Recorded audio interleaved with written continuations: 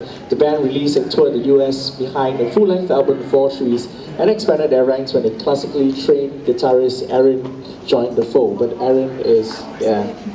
So, how was your gig in Manila? You guys just came from Manila. Yeah, it was a trip. It's the first time we'd ever been there. This is the first time we've also been to Singapore. Two very different cities, but they're both full of really kind, nice people, which seems to be the common denominator. So the show was great. We played with a band called And So I Watch You From Afar, who are friends of ours from Ireland, also doing the post-rock instrumental thing. Last time we played with them was in Pontiac, Michigan, which is a suburb of Detroit, which I don't know if you guys are familiar with Detroit, but it's a long way from Manila. So is it very different playing in Asia than back home in the States? It is, yeah. It's difficult to put into words exactly what it is that makes it different. Obviously, we're outsiders coming here and experiencing a different culture. And I think we all sense different things. I sense a certain sense of optimism here, I don't know. We came here in 2010, we were in Hong Kong, and then we went to China and played a festival.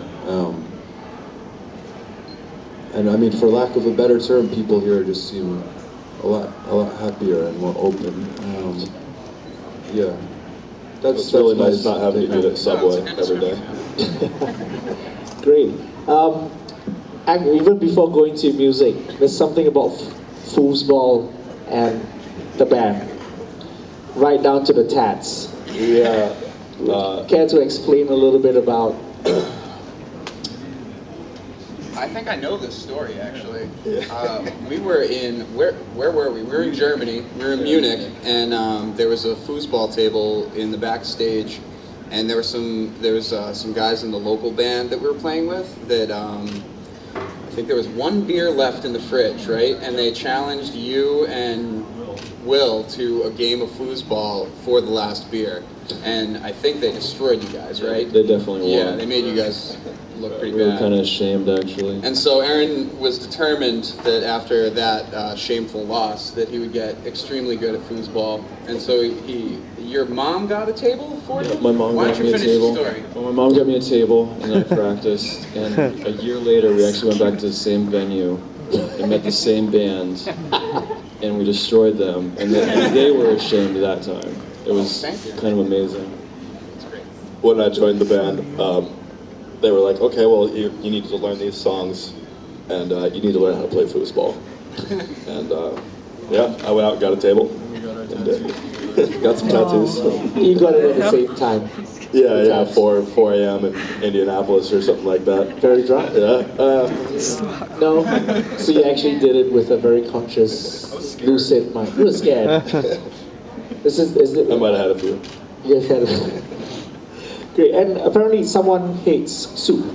Oh, don't even say it. Yeah, You can't even say it. Oh, How did that end up on the oh, so now we know who it is. Yeah, Just you call have it to S. S. Okay, so why do you hate S so much? I'm very stubborn. I have the eating tastes of like a 9-year-old boy. So I Just don't fried know. chicken? I can't explain it. It's a textural thing. It would make no sense to anybody. It's the consistency, right? It Yeah, reminds you I'm of not sure. vomit. I probably had some Isn't it experience when I porridge? was really young in my formative years that did something. I don't know. I try not to think The about tragic it. tragic experience. Do you ever like drown in it in your dreams? I just had to ask because I heard. Oh, no, I it's just had okay. to ask. But just, I actually don't know why, to be honest, but yeah. when was the last time you had S? Thank you. An ex-girlfriend of mine lived in Austria, and I went to visit her family in the mountains, and they That's why served. she's an ex, right? Yeah, Sorry, please go on. they served it to me, and I didn't want to be rude, so I had to oblige. And I saw a reflection of myself in the spoon as I was eating it, as I thought I was going to throw up. And I looked at myself and I was like, "Don't do it," and I didn't, and I made it. So that was the last time. That was the last time, yeah, 4 or 5 years ago. All right. So, well, moving on to more serious stuff. For the people who don't really know your music, how would you describe it? Man, it's taken a long time to figure out how to describe our music.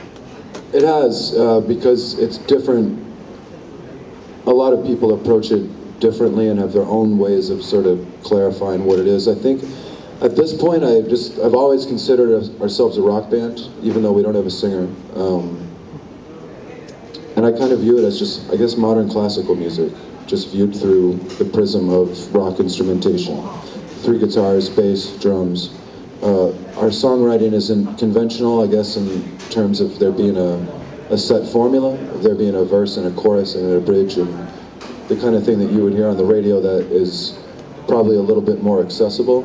Some of our songs can be 10 or 12 minutes long, some of them can be 4 or 5. But the way that they develop ends up kind of mimicking elements that are a little bit more classically based, if that makes sense.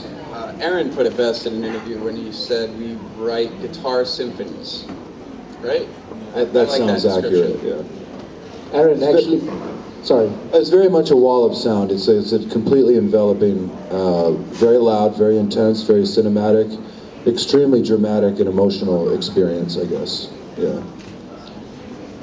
You changed the sound of the band a little bit, or you added a different element in it in terms of the classical and your love of Segovia, and I mean, I guess just when anybody joins in a mix, there's a change. I don't want to say that Don't sell yourself short, man. You went to school for 4 years for classical guitar. Yes. He's really good at it. Yeah, I mean, that's just where my passions really lie. I think that's what's kind of great about our band, is that we all have like very different influences and things that we care about musically, and we have a lot of fun finding interesting ways to combine all those things. so does it work quite like a democracy that everybody brings something to the table? And Absolutely, yeah. how much of the music is actually written out, and how much of it is improvised? I think Aaron's the only one that knows how to actually read music. In terms of, we have a big blackboard that we'll write different movements down and structures on and code name them and just have it mapped out that way. I would say most of the songs are follow that path. Yeah, and most of it is stuff that it's like planned. I think that's what you mean, like how much is kind of improvised. Exactly. I think there's like very subtle things that we improvise on a regular basis, but there's a form that we basically follow, I would say. But within the form, do you actually change each time you do a performance? And Like just little things, maybe, things that maybe we would notice more than other people, but The song structure is the same every show. And the It's really difficult for us melodies to are- expand upon the actual way the song is written. We experiment with tones and different sounds based on the room and the atmosphere, but in terms of the actual song structure, that remains intact because it's very specific and very intentionally laid out, I guess. what do you think is the greatest challenge to convey what you want to convey in your music without lyrics? I mean, in this day and age, everyone's pretty much dependent on lyrics and hearing the words. And Yeah, that's a great question and a really difficult question to answer. I mean, I think we've never underestimated the ability of people to invest their imagination into the music listening experience.